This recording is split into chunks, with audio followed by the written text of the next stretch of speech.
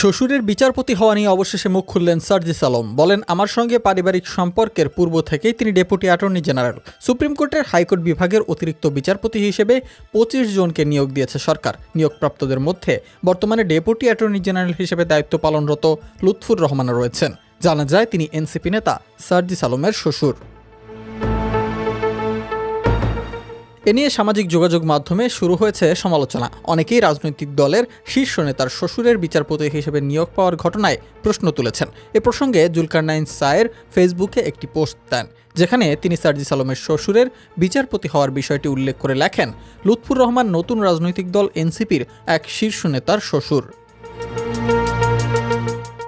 ওই পোস্টের নিচে সার্জিস আলম এক মন্তব্যে লিখেছেন, আমার নিকটাত্মীয় 1991-92 সেশনে ঢাকা বিশ্ববিদ্যালয়ের আইন বিভাগে ভর্তি হন।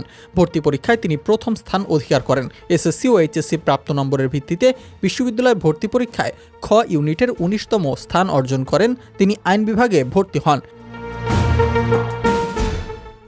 তিনি আরও লিখেছেন, 2006 সালে তিনি সুপ্রিম কোর্টের আইন পেশায় নিয়োজিত হন। বর্তমানে তিনি হাইকোর্ট ও আপিল বিভাগের আইনজীবী হিসেবে দায়িত্ব পালন করছেন।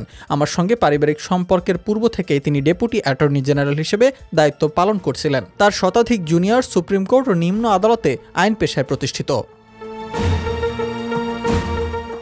সার্জিস আলম আরও বলেন, তিনি নবগঠিত সুপ্রিম জুডিশিয়াল অ্যাপয়েন্টমেন্ট কাউন্সিল কর্তৃক সকল যোগ্যতার শর্ত পূরণ করে যাবতীয় বাছাইয়ে উত্তীর্ণ হয়ে এই সম্মান অর্জন করেছেন। এখানে তার যোগ্যতা ও পরিশ্রমকে একপাশে রেখে আমার নাম টেনে নিয়ে আসা সংকীর্ণ মানসিকতার পরিচয়।